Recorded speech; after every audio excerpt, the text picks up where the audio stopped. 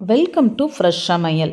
இன்றைக்கி நம்ம பார்க்க போகிறது கிச்சன் கவுண்டர் டாப்பை டெய்லி எந்த அளவுக்கு நம்ம டீகல்டர் பண்ண போகிறோன்னு சொல்லி தான்.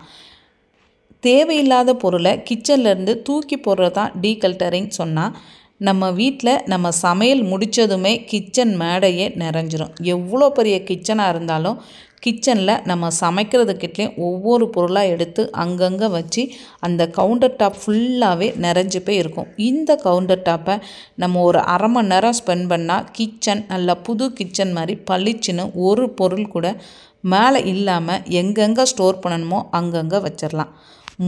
வேலை நம்ம சமைச்சிருப்போம், பெரிய பெரிய பாத்திரத்துலலாம் சமைச்சு வச்சுருப்போம்.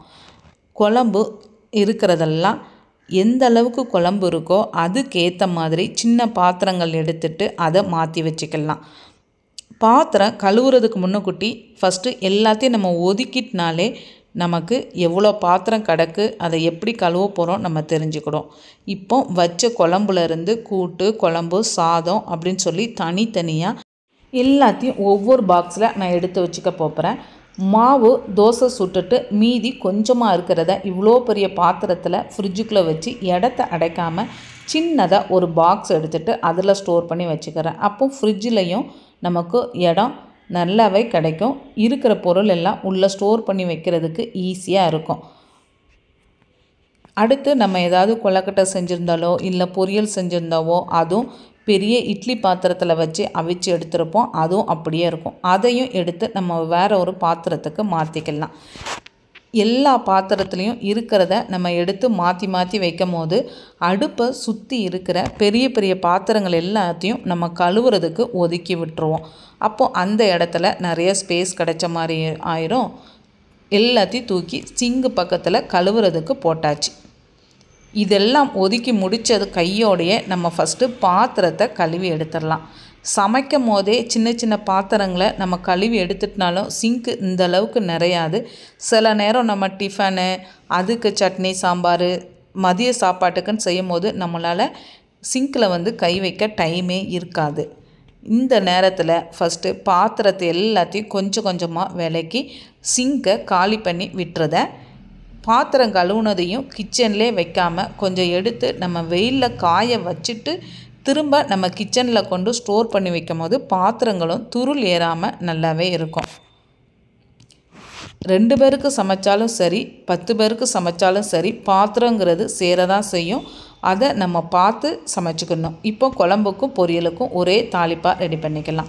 தோசை சுட்டு வச்சுருப்போம். இரும்பு கடாயை அப்பப்போ நம்ம மெயின்டைன் பண்ணி விட்டுட்டுனா தான் இரும்பு கடாயும் நல்லாயிருக்கும். இருக்கிற எண்ணெய் எல்லாத்தையும் நல்லா டிஷ்யூ பேப்பரை வச்சு தேய்ச்சி விட்டுட்டு தோசைக்கல் நல்லா ஆறின பிறகு செய்யணும். இரும்பு கல்லுங்கிறதுனால அதை ஒதுக்கி விட்டுட்டு பழங்கள் வாங்கி கொண்டு கவரில் அப்படி கிடக்கும். அது எல்லாத்தையும் எடுத்து ஒரு பழக்கூடையில் நான் வச்சு தனியாக ஒரு இடத்துல நம்ம வச்சிடலாம். அங்கங்கே இருக்கிற கழுவி வச்சுருக்கிற எக்ஸ்ட்ரா பாக்ஸு, பாட்டில், இந்த மாதிரி பழம், காய்கறி வாங்கிட்டு வந்த கவர் எல்லாத்தையுமே அந்த இடத்த விட்டு ஒதுக்கி எங்கெங்கே நம்ம ஸ்டோர் பண்ணணுமோ அங்கங்கே ஸ்டோர் பண்ணிக்கலாம். தோசை ஊற்றுறதுக்கு எடுத்த நெய், எண்ணெய் எல்லாத்தையும் வச்சாச்சு. அடுத்தது நம்ம மெயினாக அடுப்பையும் க்ளீன் பண்ணி விட்டுறணும். அடுப்பையும் டெய்லி அதில் தூசு, எண்ணெய் பிசை எல்லாமே இருக்கும். நீட்டாக நம்ம க்ளீன் பண்ணி நல்லா ஒரு ஈரமே இல்லாத காட்டன் துணி வச்சு தொடச்சி விட்டுட்டினாலே போதும். சூப்பராக அடுப்பும் பளிச்சுன்னு ஆயிரும். மிக்சியையும் லைட்டாக கொல்லின் வச்சு ஸ்ப்ரை பண்ணி விட்டுட்டு நான் தொடச்சி விட்டுருவேன்.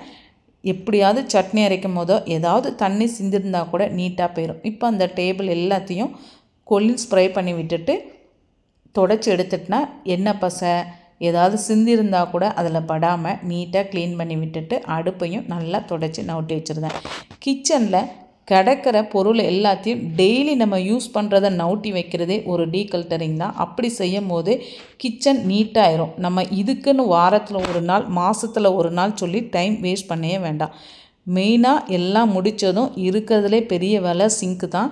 டெய்லி நம்ம க்ளீன் பண்ணிடணும். மொத்தமாக க்ளீன் பண்ணிடணும்னா எண்ணெய் பசை வந்துடும். பாத்திரம் ஜெல் ஊற்றி வச்சு கழுவுறதுக்கு வச்சுருக்கிற பாக்ஸையும் கழுவி வெயிலே வச்சிடலாம்.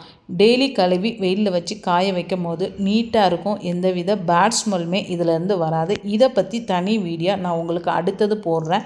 இதை நம்ம சரியாக மெயின்டைன் பண்ணால் தான் பேட் ஸ்மெல் வராமல் இருக்கும். உங்களுக்கே தெரியும் அதை கழுவி ஊற்றும் போது எந்த அளவுக்கு அழுக்கு வருது. சமைச்சு முடித்து ஒரு அரை மணி நேரத்துக்கு முன்னக்கூட்டி கிச்சன் எப்படி இருந்துச்சு, இப்போ அரை மணி நேரம் ஸ்பெண்ட் பண்ணால் போதும், கிச்சன் நீட்டாக மாறிடும். இதை அப்படியே நம்ம மெயின்டைன் பண்ணிக்கலாம். சில பேர் நைட்டு கிச்சனை ஒதுக்கி வைப்பாங்க, சில பேர் காலையில் சமையல் முடித்ததுமே நம்ம ஒதுக்கிட்டோன்னா அடுத்த நாள் வரைக்கும் நீட்டாக கிச்சன் இருந்துடும். நைட்டு டின்னருக்கு மட்டும் ஏதோ ஒரு டிஃபன் தான் செய்ய போகிறோம், நிறைய பொருட்கள் சேராது. இந்த மாதிரி நீங்களும் டெய்லி உங்கள் கிச்சன் கவுண்டர் டாப்பை க்ளீன் பண்ணி வச்சுக்கோங்க. ரொம்பவே நீட்டாக இருக்கும். நம்ம கிச்சனில் நிறைய பொருள் கிடக்கிற மாதிரி இருக்காது. பெரிய பாத்திரங்கள், தேவையில்லாத பாட்டில்ஸ் எல்லாத்தையும் எடுத்து ரேக்குக்குள்ளே போட்டாச்சு. எங்களுடைய சேனல் உங்களுக்கு பிடிச்சிருந்துச்சுன்னா லைக் பண்ணுங்கள், ஷேர் பண்ணுங்கள், சப்ஸ்கிரைப் பண்ணுங்கள். மறக்காமல் பெல் பட்டனை கிளிக் பண்ணி ஆல் கிளிக் பண்ணிக்கோங்க. நாங்கள் போடுற வீடியோக்கள் அடுத்தடுத்து உங்களுக்கு உடனே வரும்.